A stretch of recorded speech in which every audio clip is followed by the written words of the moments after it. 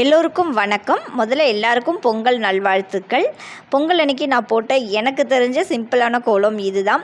எப்படி இருக்குன்னு சொல்லிவிட்டு ஒரு கமெண்ட் பண்ணுங்கள், லைக் பண்ணுங்கள், மறக்காமல் சப்ஸ்கிரைப் பண்ணுங்கள். ஓகே ஃப்ரெண்ட்ஸ், பொங்கல் நம்ம 2 விதமாக பிரிப்பாங்க இல்லையா? நம்ம தை மாதம் பொங்கல் பொங்குறோம், நம்மளுடைய சூரிய பகவானுக்காக நம்ம பொங்கல் கொண்டாடுறோம். இது பொங்கல் வைக்கிறதுக்கு சூரிய பொங்கல்னு ஒன்று சொல்லுவாங்க, இன்னொன்று நல்ல நேரம் பார்த்து பொங்கல் வைக்கணும் அப்படின்னு சொல்லுவாங்க. சூரிய பொங்கல் முக்கால்வாசி விவசாயிகள் வீட்டில் அறுவடை பண்ணி வந்த நெல்லில் பொங்கல் வைப்பாங்க. அது சூரிய பொங்கல். அது சூரிய பொங்கல்ன்றது நம்ம காலையிலேயே நம்ம சூரியன் உதயிக்கிறதுக்கு முன்னாடியே நம்ம சூரிய பொங்கல் கொண்டாடுவோம். நம்மளாம் என்ன செய்வோம், சில பேர் நல்ல நேரம் பார்த்து பொங்கல் வைப்போம் இல்லையா?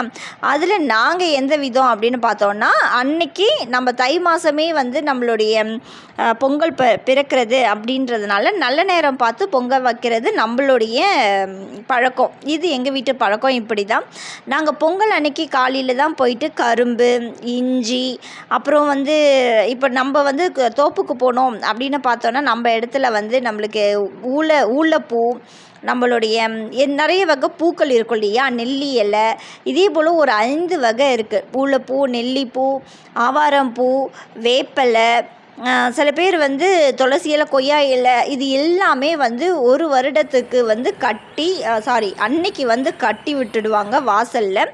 மாந்தோரணம் எல்லாமே செய்வாங்க. இது எல்லாமே எதுக்குன்னா, நம்மளுக்கு வைரஸ் கிருமிகள் இது எல்லாமே காவந்து பண்ணும். இது நல்லா காஞ்ச உடனே எடுத்து அதை பத்திரம் பண்ணி வச்சுப்பாங்க.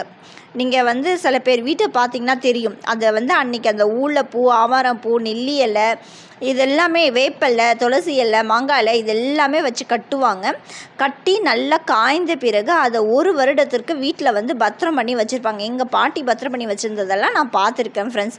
ஸோ நான் இன்றைக்கி காலையிலேயே போயிட்டு எல்லாமே இஞ்சி வாங்கிக்கிட்டு இன்றைக்கி எங்கள் வீட்டில் நல்ல நேரம் பார்த்து நாங்கள் பொங்கல் வச்சோம். நல்ல நேரம் பார்த்து பொங்கல் வச்சதுன்னா பார்த்தீங்கன்னா, நம்மளுக்கு அன்றைக்கி நல்ல நேரம் காலையில் 6:45 7:30 ஒரு நல்ல நேரம் இருந்தது. இன்னொரு நல்ல நேரம்னு பார்த்தீங்கன்னா 9லேருந்து 10 இருந்துச்சு. நாங்கள் இந்த ஜாமெல்லாம் வாங்கிக்கிட்டு பொங்க வைக்கிறதுக்கு நேரம் ஆனது அப்படின்னதுனால நாங்கள் 9லேருந்து 10 9 மணிக்கு நாங்கள் பொங்கல் வைத்தோம். இப்போ பால் பொங்கிடுச்சு, அரிசி வச்சாச்சு. ஆக்சுவலாக சூரிய பகவானுக்காக இந்த பொங்கல் நம்ம கொண்டாடுறோம். நம்ம தமிழ்நாட்டில் மட்டும் நம்ம இந்த பொங்கல் கொண்டாடலப்பா. எல்லா ஊர்லேயுமே நம்ம பொங்கல் கொண்டாடுறாங்க. பொங்கல் நேம் தான் வேரியேஷன் ஆகுதே தவிர இடத்துக்கு இடம் நம்ம இங்கே பொங்கல்னு சொல்கிறோம். சில இடத்துல இது மகர சங்கராந்தி அப்படின்னு சொல்லுவாங்க. சில இடத்துல இதுவே இன்னொரு பேரில் அழைக்கிறாங்க. பல வகையில் நம்ம நேம் இதை சொன்னாலும், ஆனால் பொங்கல்ன்றது நம்ம விவசாயிகள் நம்மளை போல் விவசாயிகள் கொண்டாடும் ஒரு திருவிழா தான் பொங்கல். எவ்வளோ ஒரு எந்த ஃபெஸ்டிவலுக்குமே இல்லாத ஒரு சிறப்பு நம்ம பொங்கலுக்கு தான்ப்பா இருக்குது. நிறைய பண்டிகைகள் வருது. எவ்வளோ பண்டிகை வந்தாலும் நம்மளுக்கு அழகாக பொங்கல் கொண்டாடுறது 3 கரும்பை நட்டு அதுக்கு நடுவில் சக்கரை பொங்கல் ஒரு பானையில், வெண்பொங்கல் ஒரு பானையில் வைத்து அன்றைக்கி ஒரு நாள் நம்ம கொண்டாடுறதுன்றது ரொம்ப விசேஷம்.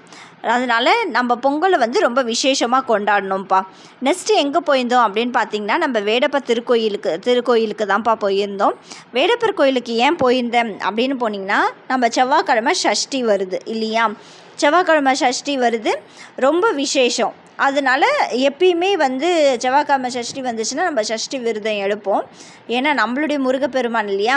சரி, ஓகே ஃப்ரெண்ட்ஸ், நான் உங்களுக்கு வேடப்பா கோயிலுடைய ஃபுல் டீட்டெயில்ஸும் நான் உங்களுக்கு நெக்ஸ்ட் வீடியோவில் கண்டிப்பாக அப்லோட் பண்ணுறேன். கண்டிப்பாக மறக்காமல் செக் பண்ணுங்கள். என்னுடைய வீடியோ பிடிச்சிருந்ததுன்னா லைக் பண்ணுங்கள், ஷேர் பண்ணுங்கள், மறக்காமல் சப்ஸ்கிரைப் பண்ணுங்கள். தேங்க்ஸ்.